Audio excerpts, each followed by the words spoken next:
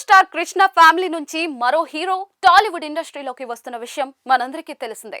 దివంగత రమేష్ బాబు కుమారుడైన జయకృష్ణ ఘట్టమనేని హీరోగా పరిచయం అవుతూ ఉన్నారు. ప్రస్తుతం డెబ్యూ మూవీ శ్రీనివాస మంగాపురంతో బిజీగా ఉన్నారు. యాక్షన్ రొమాంటిక్ ఎంటర్టైనర్ గా అజయ్ భూపతి దర్శకత్వం వహిస్తూ ఉండగా ప్రస్తుతం ఆ సినిమా షూటింగ్ శరవేగంగా జరుగుతూ ఉంది.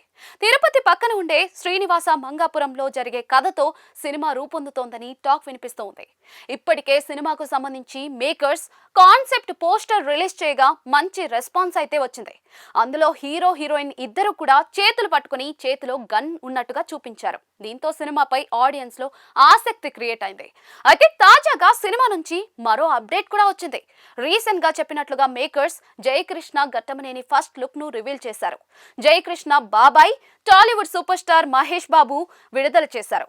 ఇప్పుడు జయకృష్ణ ఫస్ట్ లుక్ పోస్టర్ అయితే ఇప్పుడు సోషల్ మీడియాలో తెగ చక్కర్లు కొడుతోంది.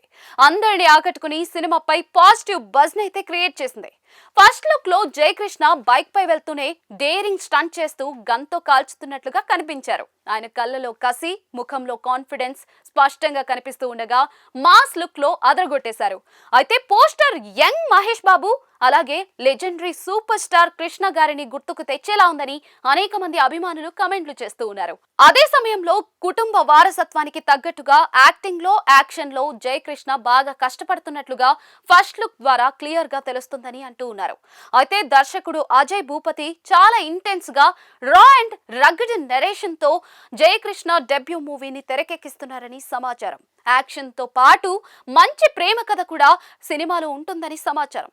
శ్రీనివాస మంగాపురం మూవీతో బాలీవుడ్ నటి రవీనా టండన్ కుమార్తె రాషా తడాని తెలుగులోకి ఎంట్రీ ఇస్తూ ఉన్నారు. హీరోయిన్ గా ఆమెకు ఇదే తొలి సినిమా కావడం విశేషం. ప్రముఖ సంగీత దర్శకుడు జీవి ప్రకాష్ కుమార్ మ్యూజిక్ అందిస్తూ ఉండగా పి కిరణ్ గ్రాండ్ గా నిర్మిస్తూ ఉన్నారు.